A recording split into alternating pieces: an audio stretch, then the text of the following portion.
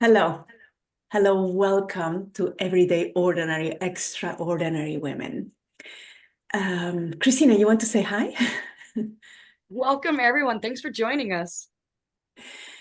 And we are here because we were inspired to create this podcast after pondering this question.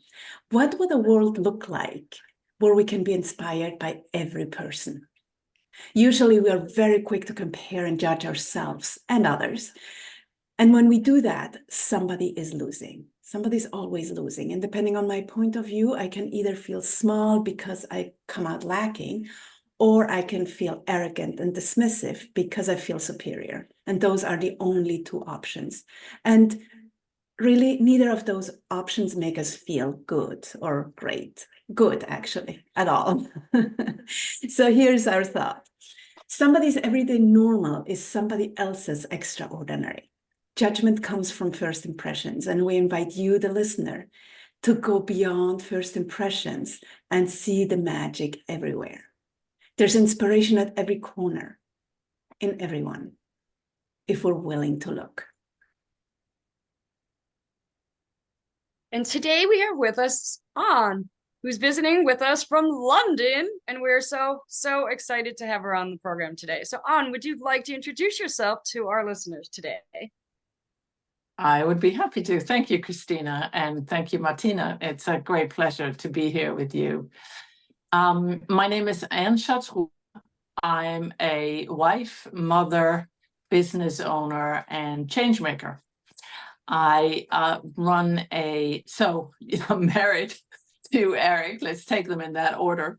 So I'm married to Eric Chatroux, who is French. I'm originally from Denmark, but he's French, hence my last name. And together we have two daughters that are 21 and 19, so almost empty nesters. And I run a executive coaching and management consultancy firm here in London that specializes in equity, diversity, and inclusion. So I work a lot with senior women and corporate cultures to enable a shift to a more equitable scenario across these organizations and to have women be empowered. So extraordinary, An. Who you are for me, you are a powerful professional woman. I mean, that alone is extraordinary. But you just have this elegance and style about you that is extraordinary and effortless. Like, I think that's one of the things I love about you the most is how easy it is to be with you. You also have, you're just an you're fiercely loyal friend, and you're gonna say what has to be said. And I love that about you. Like, you don't step over the hard stuff. You have those hard conversations, and it's really great to be friends with someone like that because you know where you stand, and it's just really extraordinary um to have you on the program today. So, Oh, thank you. so And on. right back at you.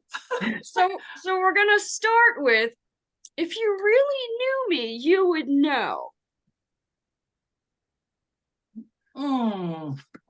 You would know that yes, I am, yes, I am those things that you said. And I don't always relate to myself as those things. Like, they don't show up for me that way. I'm way more present to my shortcomings or my failings. And you would know that there's plenty of those as well. Like, there's a real, I've been crafted in a furnace. So the accomplishments that I bring to the table and the person that I am today has been crafted over time by some quite unpleasant things and lots of learning. So if you really knew me, you would know how much I mess up. Welcome. So go ahead, Martina. Welcome to being human, right? Like, Yeah. And it's priceless. There's something about I'm listening to Debbie Ford's Courage, and I think we needed to read it when I was training with her, but I have no recollection whatsoever. And it's so brilliant about like the willingness to be vulnerable and share all your mess ups and claim them as your gifts and victories and that you become who you are because Yeah. of them. And that's part of what I hear, right? And at the same time, yes, as Christina was sharing, like the image that immediately came was walking in wherever it was with the French fry in your hand, like Queen Anne, right?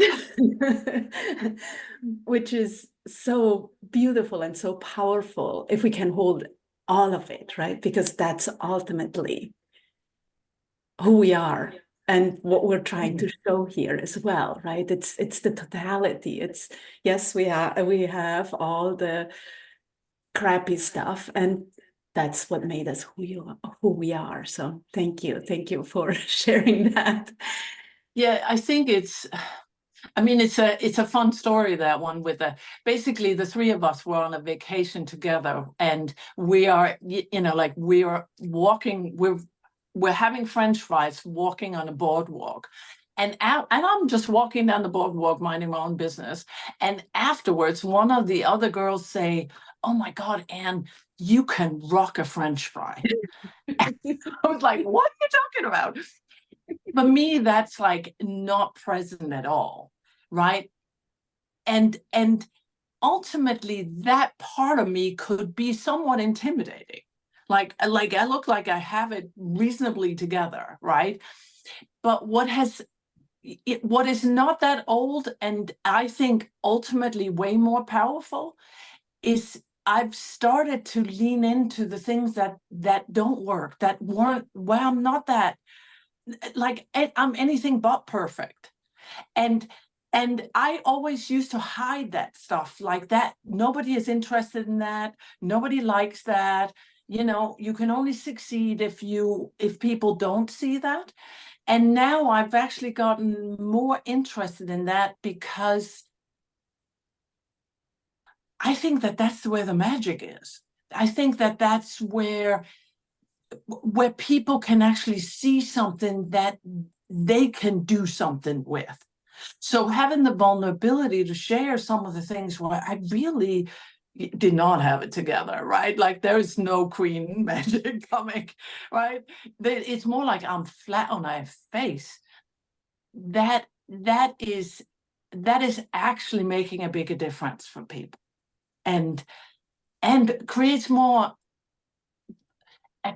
like, more connection. I actually get fed more by it as well, because it gives for a more intimate and natural connection, rather than the judgment, as you say in one of, like, in the intro about the podcast, right? Like we immediately make up our mind, and it's a judgment. Am I more or less than?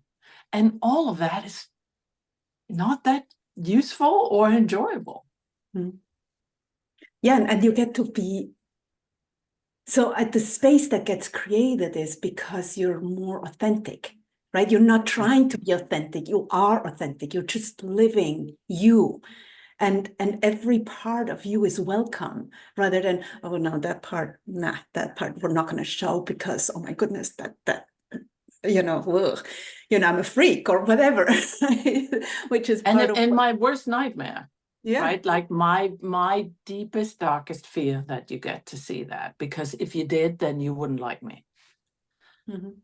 And actually, when you have the courage to show that, people are very generous, and they actually like it makes you more relatable and more real. And so at least they're voting on you, not the imaginary you. A good I point. believe there's I love also, that. sorry, Christina, go ahead. No, I loved that point that they're interacting with the real you and not the imaginary you. The what we think they want to see, that facade we keep putting out, then yeah. And it's exhausting. Like you know, like it's just like the I don't know, it's like a tightrope, or it's just a very kind of narrow path that you get to walk along. And what came to me is like there is, yes, absolutely, there's more energy because you're not trying so hard, right? But there's it feels like there's an abundant amount of love that comes forth once you allow yourself to be you. Like love and appreciation and softness and yumminess and you know all of that all of that. So can you tell us, you know, given that we're down that line, can you tell us a funny or silly or embarrassing story? A couple. I mean, you know, let's start with Anna's on her third marriage, right? so there, you know, now in fairness to me, this is 20 years into that third marriage, and both of my children are with that one. But I've just been dealing with number 2 today, so it's sort of like it's present in my mind, which is actually like those 2 marriages are symptomatic of what we talked about before, right? Because with that desire to be liked also comes I can't possibly say no to you. So when somebody asked me if, you know, I was like thinking we were dating and now they asked me to marry them, I was like, oh my God, that must mean that they really love me, and that must then be real, and therefore I must say yes. Nowhere did that consult me. Does that, like, the real me? Or like, I should probably have said, I'm not quite sure, can I think about it? You know, like some version of cutting myself some slack, right? And I traced into that pothole twice. But and those are obviously sort of quite big consequential mistakes or life events to have. But I was thinking about the thing that flashed to mind when you were saying this was I was like a much smaller but like silly, you know, like I think relatable example, even if you don't have several ex-husbands behind you, I'm walking down, I'm meeting somebody for lunch, and I think I am in really good time. So I'm walking down the street speculating on, could I nip into a store and, you know, pick up some stuff? Because I got plenty of time. And then she calls, the woman I have lunch with calls me, and she's like, are you okay? Are you coming? And I now realize I'm actually 10 minutes late. And I'm somebody who prides myself on being on time. And I get so flustered, like, that even though I have, like, I'm like, I'll be right with you, right? So no shopping. I look at the app that is supposed to take me, like Google Maps is taking me to the restaurant. And I go, you know how it has that arrow that you just go in that direction? I'm like, no, that can't be. So I go back on myself and I go, no, girl, you got to go this way. And I end up crossing this trafficated street in London 3 times until I finally surrendered to Google Maps actually knows how to take you there. I should maybe just follow it. And that's like a, you know, yeah, she's pretty reasonably intelligent and she's quite together most of the time, except, yeah, I got totally out of it and did, you know, like something totally silly and embarrassing, right? Like it took me, you know, several minutes to apologize and share with her how silly I'd been. And she's like, really? You crossed Wimpole Street 3 times? Yeah, I did. Yeah, I did. And how beautiful that you could share that with her, right? Because that's, again, it's one of those, right?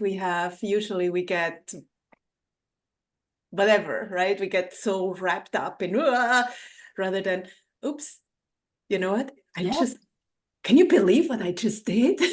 I really did that. I really did that. I really did do that. Yeah. Yeah. So there's plenty. There's plenty. And part of that, like really getting more comfortable with that, I would have lied in the past. I'll be honest with you. Okay, so this scenario, I've been like, oh my God, I'll be right with you. I'm almost there. And then I would have gotten to the restaurant and I would have told you something about the tube and that's the subway in English.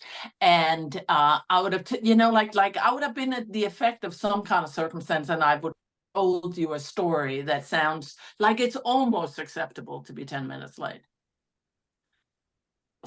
And that's just like, oh,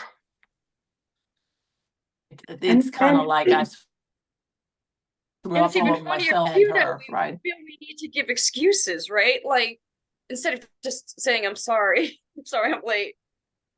Then we have to add this whole story of why, right? Which is if we could just be like, I lost track of time, I'm so sorry. That's Yeah. but we don't. Why don't we do that? It's just so silly. And we make ourselves like victims of the circumstances, right? It's like, oh, poor me, rather, and like, and we get self-righteous about it. It's fascinating if you follow the emotions down that path. It's just really cool to watch. And we get to not be responsible. I just blew it. Does that make sense? Like, and that happens. But instead of that, we kind of like, oh, I don't want to be responsible for that because you might think less of me. Well, gee, I'm sure if we look, you blew it too. That's the joke, right? We are all so concerned about, I'm the only one who screws up. And last time I checked, it was all my friends admit to it too. Does that make sense? Like everybody I know, the two of you, right? Like everybody I know well enough certainly will admit to it. And in my experience, most big, like I'm in the leadership game, right? Most big leaders will happily confess to all the stupid stuff they do. Like, do not think of themselves as infallible or, beyond approach or better than. They got some skills and they got some experience that most people might not have, but they are not at all sort of rarefied or elevated, or not the real ones. So good. Yeah, we're all human, right? We're all gonna have our times when we screw up, and it's so much freeing when we can just own it and move on, right? Like, and not create all the other drama with it. So good. Yeah. Okay, let's move on. What would you say your superpower is in life? That's a great question. I am good at listening to your, like something you are telling me about, something you're challenged by, or something you want to accomplish, and elevate the conversation out of the problems or circumstances you see, so that you can see that you got mired in, like you got yourself backed into a detail or a corner, but actually if we talked up here, you would have a much bigger scope, potentially, like and a much, your expression and who you are being in the matter would possibly way more represent who you really are. And you can see different actions to take. And the other aspect of that is that I can hold your greatness before you can.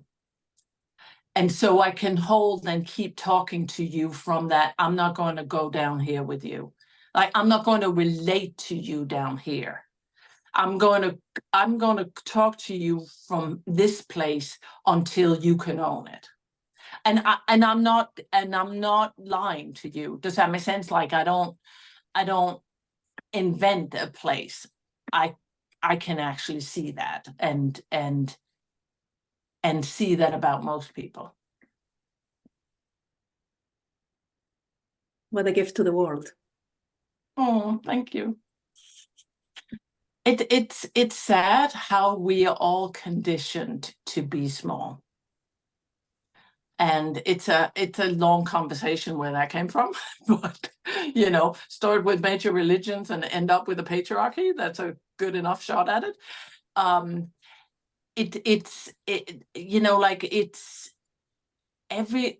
there's a lot of buying into smallness and at the effect I couldn't possibly, who am I to, I can see a lot of things that don't work, or I would love to do something about it, but who am I? And I'm like, have a look in the mirror. Nobody's coming. You're coming. Yeah. And that's beautiful, because that's, in a way also part of what we want to do here, right? It's just see that we're so unique and special, and yes, totally flawed at some points, but those flaws are actually what is needed, right? It's just so important to show everything. And it's like if we don't show up, it's like you have a puzzle and there's one piece missing, and you know how annoying that is. It's like it's just really so freaking annoying. Yeah. And so that everybody gets to see how extraordinary and special and unique we are, right? Yeah. We're so unique. Nobody can do what we do. And I love your analogy of the puzzle. It really doesn't come together if there aren't enough bricks on the fitting together, right? Like, so the picture does emerge before all of the bricks of the puzzle are down, but if there's too many missing, you really can't see what's going on or what it's meant to be. Yeah, but so who are we to withhold it? Even if one is missing, it's incomplete, right? Yeah, but that for many people, if you use that gives them sort of the, I'm like, who am I to think I'm the last piece of the puzzle? But also there's sort of before everything, all the circumstances are there, there's no point. And that's what I think, that you can start seeing a picture emerging before. And leaders are like, that's, I guess, the game I'm in, right? Leaders can see that picture and act on that picture before all the circumstances, all the, the T's are crossed and the I's are dotted. Yeah. Yes. Now, let me ask you, and this is, different takes. It might be all one. It might be one for each. I'm just going to toss out a few questions and you pick. If you want to answer them all with one, that's fine. If you just want to answer one, that's fine. What was your biggest lesson, or what made you who you are today? Or maybe it's what took the most courage, or when did you stand up for something that mattered?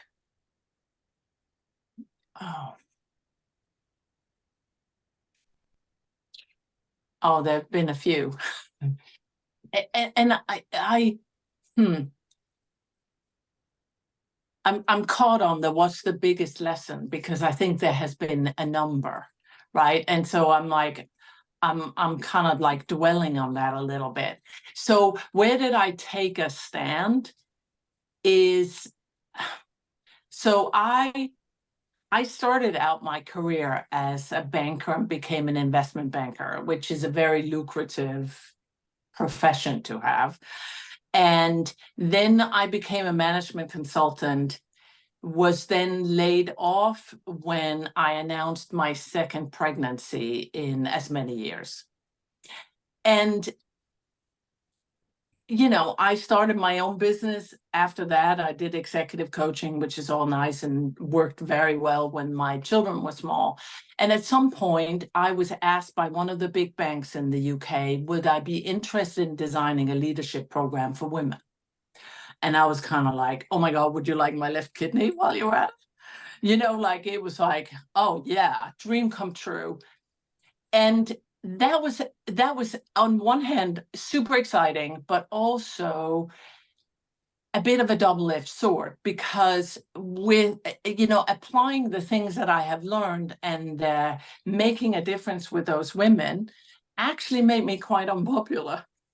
And I ended up just kind of like not being renewed, not being, they didn't send any more women to my program. It sort of like petered out, not like dramatic, just sort of, like the support was slowly but surely withheld. And standing for equality in the face of it is not financially viable, which I come from, hence I told you I was an investment banker, right? Like I come from an environment, I was brought up in an environment that goes, that's the scoreboard. That's how you know whether you're successful or not. But it actually became more important to me to stand for equality, whether somebody likes it or not. It's not something I have a choice in the matter of. I'll be damned if my daughters find the same business world I found. Somebody's got to do something about it.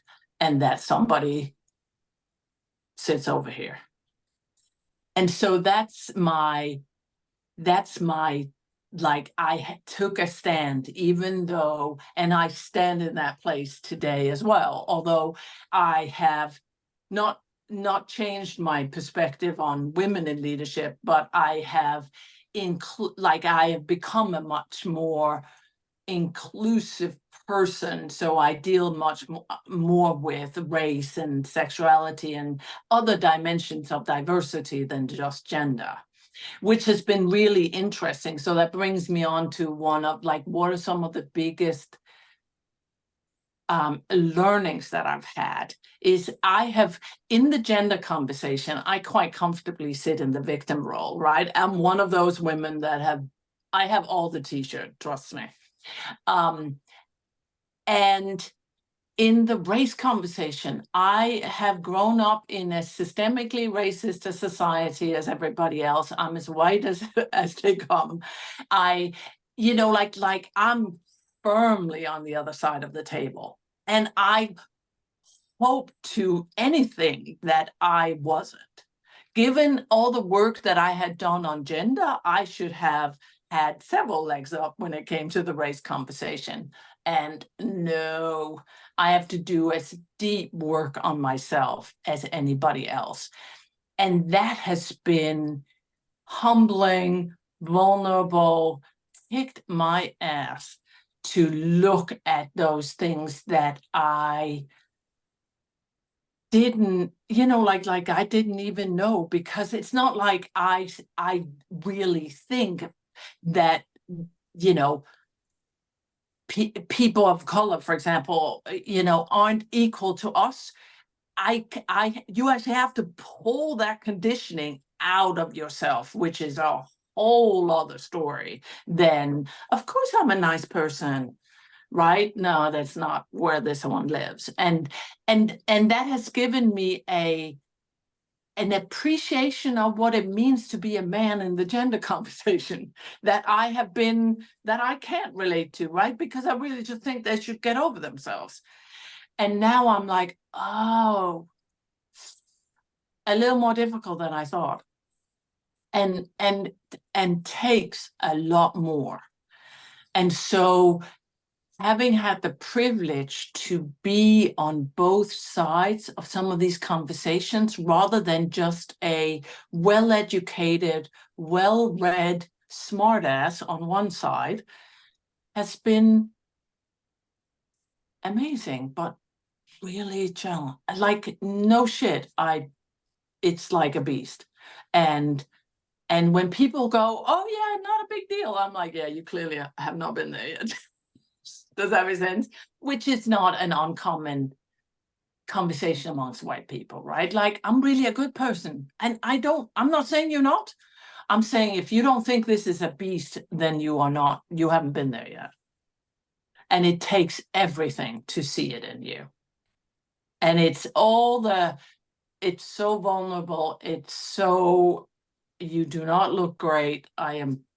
You do not look like you have it together. All of what has gone before is very humility and vulnerability helps you, and the comfort with that is the only thing that helps. And that has been a really, really big deal, and a big deal I'm in the midst of. I'm not even pretending, oh yeah, I did a couple of those, so tick, I'm good. No, that's not how that works either. Well, it brings it back to the conversation we had in the beginning as well, right? It's like, can we admit to the ugly? Can we admit to, oh, I really did that. Yeah, I really, Yeah. Yeah. I did it. You know. And can we get more comfortable with that, right? Yes. And that's what I love about the work you are doing, right? Making that's the ground, like that's like the Mother Earth, and now you can put seeds in it, right? Like there is, if the soil isn't somewhat susceptible to it, right? It bounces right off, and we are just kind of like, you don't understand. I do this for a living. I know what you're talking about. Yeah, no. Try me again. Does that mean, oh, it's like, man, it's a beast. Yeah, and it's these unconscious and generational conversations, right? Like, so they're so much bigger than just us, and Totally. so like it's true. We're not just going to take one class and think like we've mastered it by any means. Like even when you're talking about like looking at it from the perspective of being man and woman, and then flipping it, like it's still not the same as living. Yeah. And yeah, but can we try to shift our perspective, right? Which is what you were talking about before, is one of your superpowers, is having people see things from a new perspective. And that's all we can do, is try to step back and see it differently, right? Yeah. It's awesome. So on what fills you up, once again, you're another person who does a lot, giving, serving. What fills your batteries back up so that you have to give it back to the world? My husband, my daughters, my friends, so relationships with people I trust and care about, and I have certain, like, I have practices that I'm relatively religious about. Does that mean, like, so I'm not hard on myself if I don't? I meditate, but if I can't one morning, I'm not going to feel bad about it for the rest of the day, right? But I'm pretty reliable on it. But I'm saying this because I used to be somebody who was like, if you said you would do this, you do it, right? And that I've come to find that that's potentially quite effective when you're trying to learn something new or instill a new practice in your life. But it can flip into something where you're just being hard on yourself and unnecessarily critical. So it flips into another dynamic that is not helpful. I knit, so crafting is one of my big, activities where I fill up my batteries. Like, I do that and watch TV, I do that and listen to a book. And it's it's one of those kind of like life hacks that I've gone, I love doing it. Like, I made this, right? Like, I make a lot of my own, at least the tops. I'm not at the pants yet, but we'll see. But it's something that I really enjoy.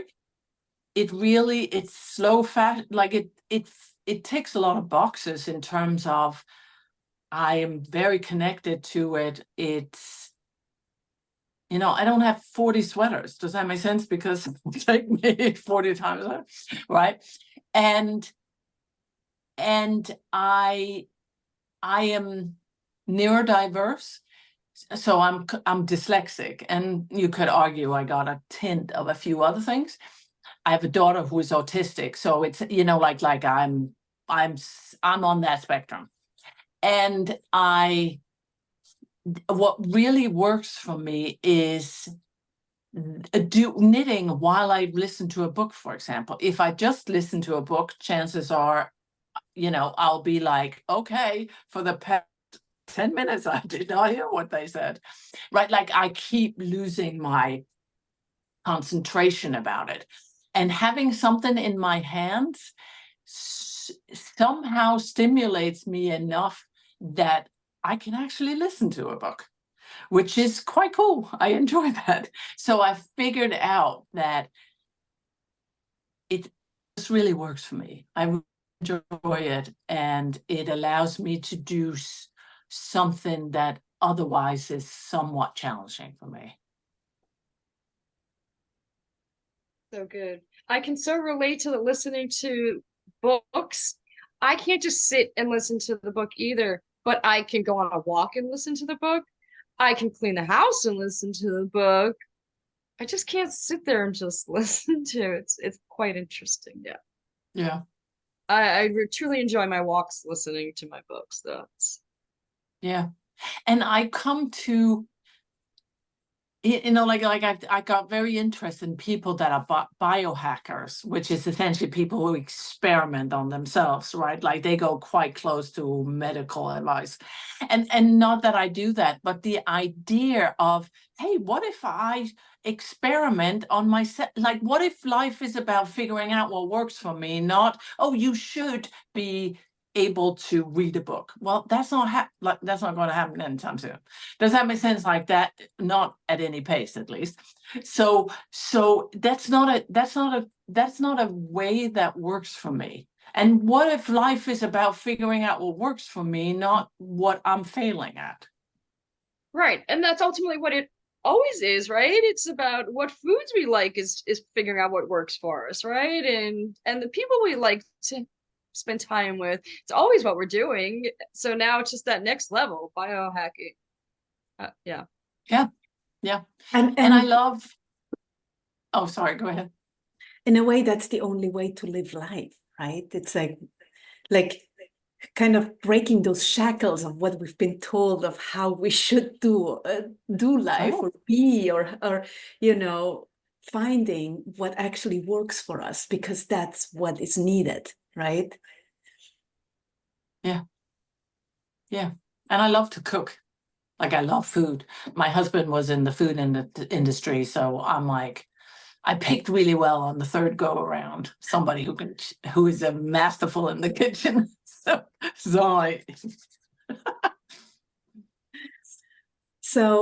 tell us about the time you took a chance for love. And it doesn't have to be romantic love. It can be whatever love it is. When did you take a chance for love? It is actually romantic. So when I met Eric, my current husband, I had been divorced for the second time after a 3-month marriage. Don't tell anybody. So I've just rescued myself out of this marriage, and I have subsequently met this guy who on paper looks, I mean, you should marry this one off the spot. Like super intelligent, super good looking, wealthy, you name it, the works. Anyway, he treated me terribly. So I've now also just rescued myself out of this, you know, not that old relationship either. And so I am done. Like I'm literally on my knees, over to you, God. I'm done, because I clearly only get myself in trouble. And literally a week later, I meet Eric. And I'm like, I'm not generating anything. I'm not doing anything. And so thank God he did. And I go on a date with him, and it's very different. Like the way I would describe him is he was more interested than interesting, right? Like I've been around people who are trying desperately to be interesting, and he's interested in me. And then, but he's a not but he's a maitre d' in a very fancy restaurant in London. And I start, like, he and I start, you know, seeing a bit more of each other, right? I'm still quite gun shy, so I'm not like running down this track, which is unlike my past, you might add. And my friends are, or some of my friends are, well, and that's cute, but he's a waiter. You, with your intellectual capacity, you need to be with a, you know, banker, lawyer, doctor, you know, like at least somebody with a university degree. And I was kind of wondering if they were right. Does that make sense? Like, do they know, like, it was literally, do they know me better than I know me? Like, right, like this was a time I was not that sure about who Anne was, right? And somehow I just kept seeing him, and it just, like, it was, everything was just natural and the natural next step. And within, I don't know, 3 months, we were living together. I gave up. I used to live in Switzerland. I moved to London. I changed my whole life and came over here. And it was just, that's what love will do to you when it's real. It just is, you just take the natural next step, and it feels natural and normal, and it opens your heart.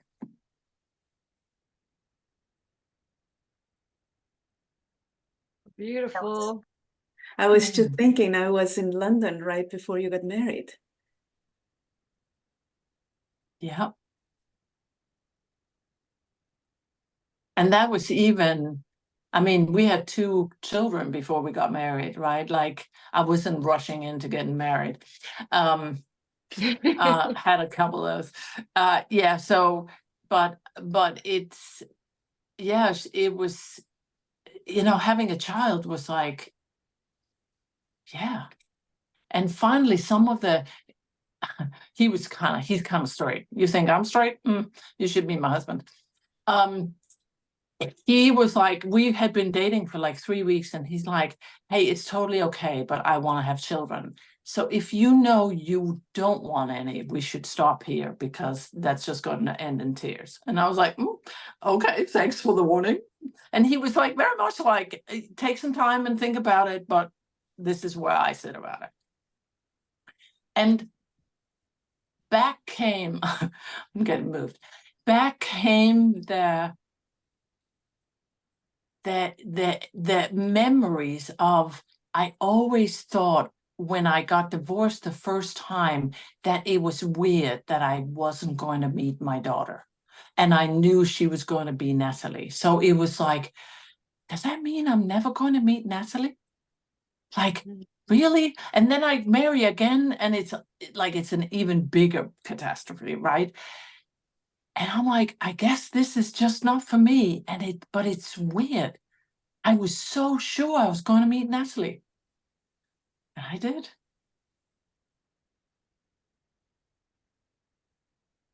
So beautiful. So beautiful. I I think that leads perfectly to, what do you love about your life?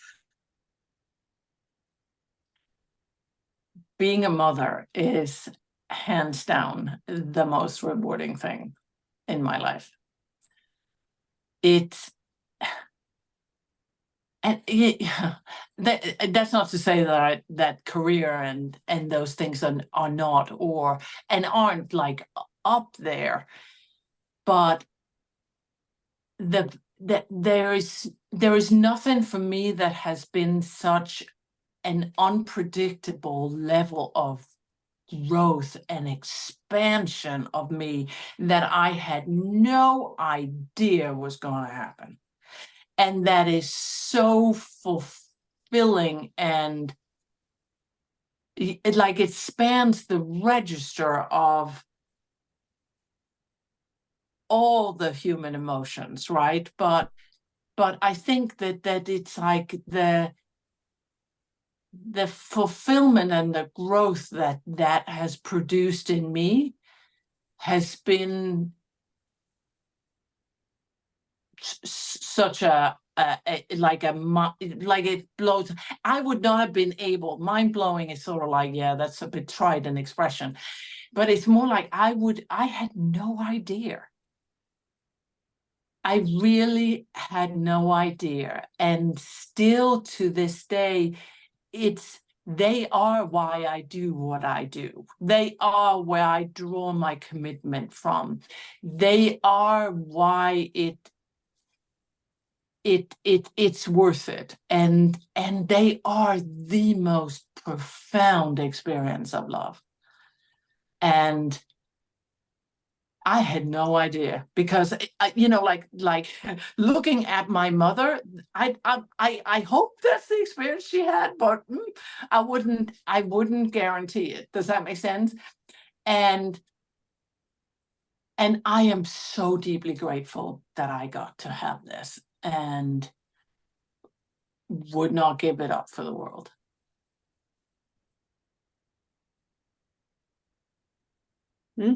Such an honor and privilege, right?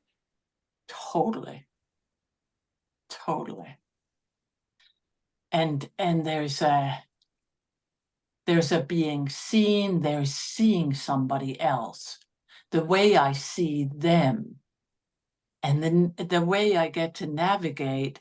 I got some skills that are quite useful in navigating growing up, right? But I'm not their coach, so it's also, I'm the person they get to test things out against, and that's like sometimes a bit of a pain, right? Like being a parent is a very special role, but or a special context, but at the same time, the love is unreal. And that experience, I think, I had no idea. Like I thought I knew what love was. And I was pretty damn in love with my husband, right? Like, and I was also like, I love him. And it pales compared to them. Or it's very different. I'm not trying to make a comparison, but I do think it's something I had no idea before I became a parent. None. I heard people talk about it, like, how can you possibly, expand yourself? So again, like when you have number two, right? Like you have this like mind-blowing experience, and now you're supposed to be even bigger. And somehow you just do. And it's unreal. Absolutely unreal. And so much growth too, right? It's like, because one requires something completely different than the other, and so it's always finding your way, right? I mean, as a empowerment coach, I can tell you, right? It's like we have an idea of what it feels like to graduate school, and it's more or less like it. We have an idea of what it feels like to be married, and it's more or less like it. We have an idea of what it feels like to have your first job. It's more or less like it. And we have an idea of what it's like to have children, and it's nothing like could ever have imagined at all. Yeah. Ever. Yeah. Ever. And surrendering to that has been probably my biggest growth. Yeah. Beautiful. So who or what do you want to be when you grow up? Like, if you could do anything, if you could be anyone, what would you do and why? Like, if there would be no restrictions, no limitations, what would that be?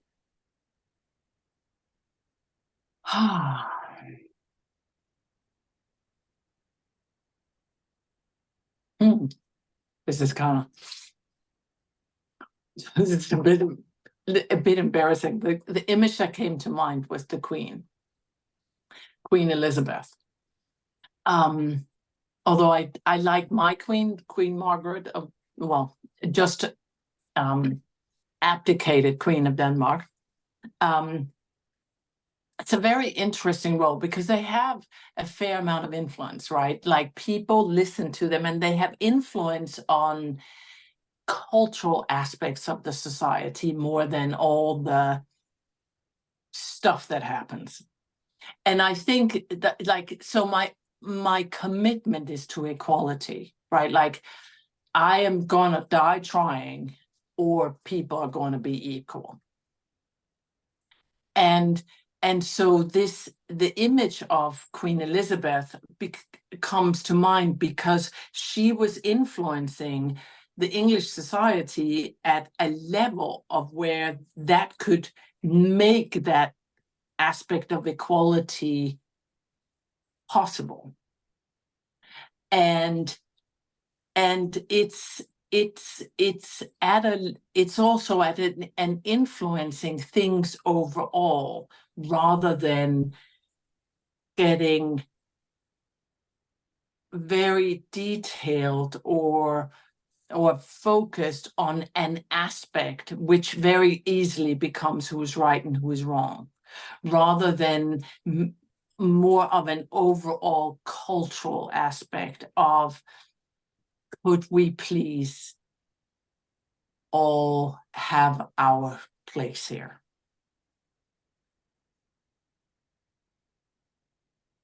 Which is I'm aware this is a rather big task and sounds just about like world peace, but that is what I would love to see. That is really what I would love to see happening. That we start talking to each other rather than, if you're not with me, you are against me. That we start acknowledging that we're different, and that's a good thing. I want to learn from you. I want to be interested in you, and not because you are almost like me and therefore relatively safe, right? Like, I want to understand people that are very different from me. And I want to do the work on myself that it takes to be that person who is interested. I'm enrolled in that world. Like, how cool, right? Like, if we could really just create a space where everyone can own their own magic and know that it makes a difference, right? Mm. That you don't have to be anybody else but yourself. Like, and it's so beautiful. Mm. So, last question. If you had a magic wand and could give people any quality, what would it be and why? Courage comes right to mind.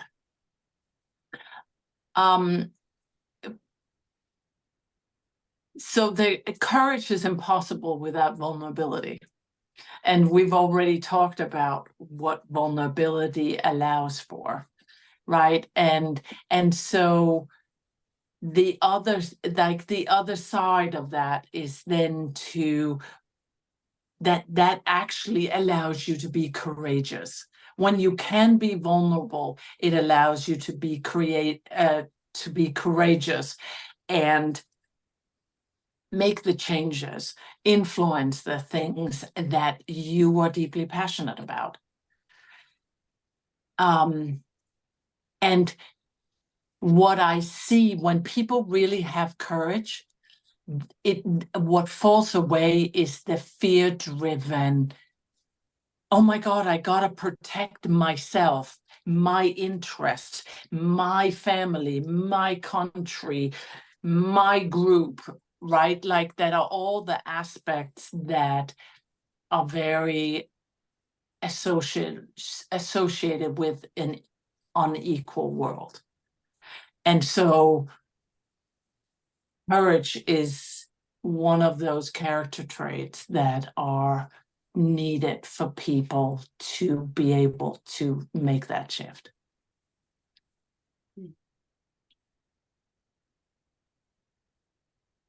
Woohoo! There's really not much else to say.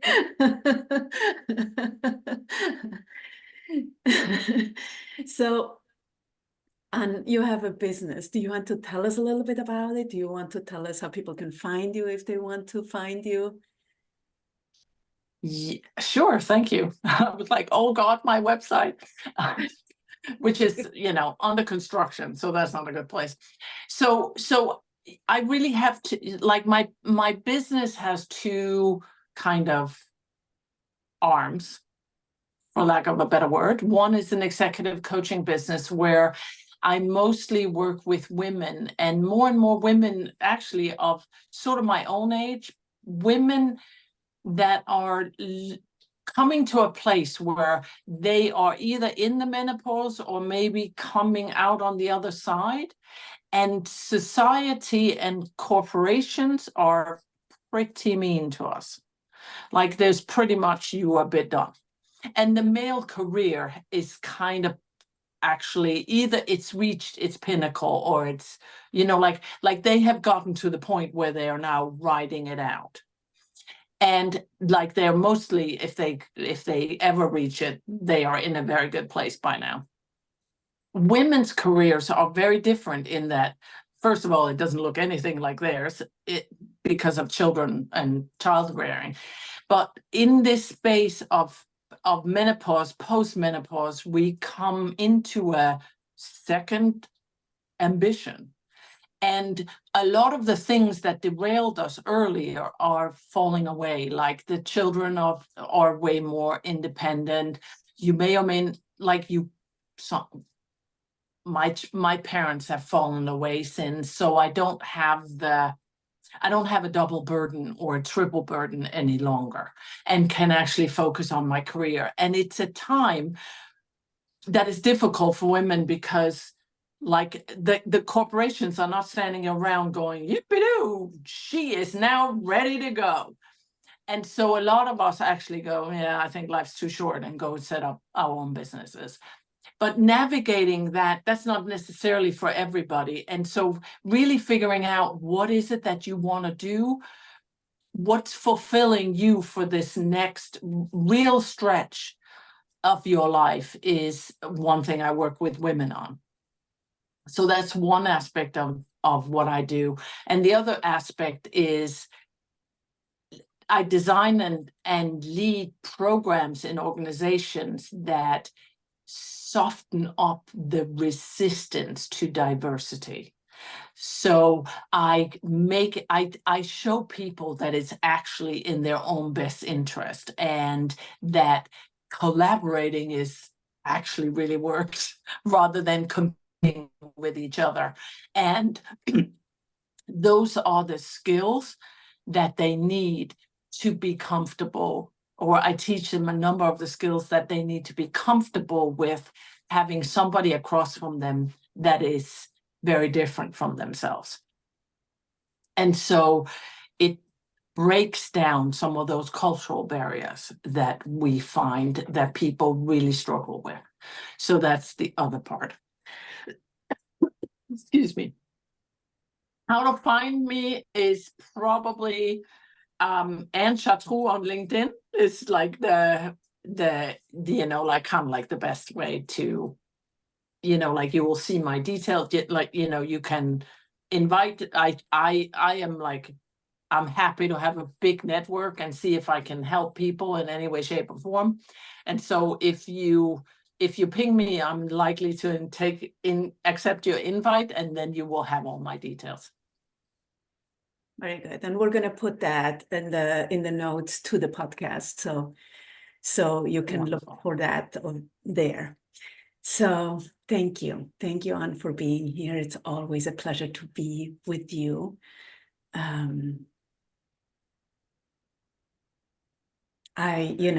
was like, I've known you longer than my husband, so we're about the same, right? Yes. So it's a beautiful, life we share together. So thank you for being here, and thank you for joining us and supporting us. My absolute pleasure. And for you all out there, thank you for being here and for listening. And if you love this, please please leave us a review or share or do both. And you can also follow us on, every podcast platform. So if you click the follow button, you will be informed when the next one is up. And please always remember that you are extraordinary. You rock. Until next time. Christina, you want to say bye? Bye for now. Thank you. Bye.